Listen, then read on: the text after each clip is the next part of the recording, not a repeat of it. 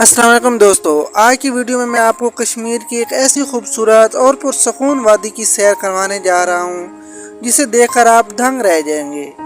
इस जगह की हरियाली और पहाड़ देखकर दिल को जो सुकून मिलता है वो अल्फाज में बयान करना मुश्किल है।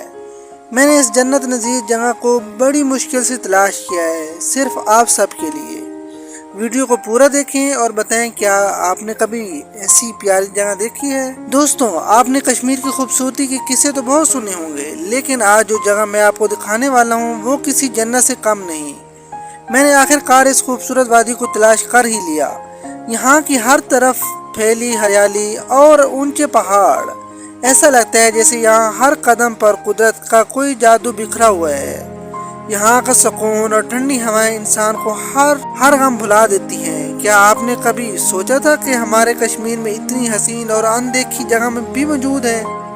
अगर आपको ये मंजर पसंद आया है तो वीडियो को लाइक करें और कमेंट में बताएं क्या आप यहाँ का प्लान बना रहे हैं। अगर आप लोगों को ये वीडियो पसंद आ रही है तो लाजमी इसको शेयर करें, अपने दोस्तों तक पहुँचाएँ और ऐसी खूबसूरत वीडियो को देखने के लिए मेरे चैनल को लाजमी सब्सक्राइब करें।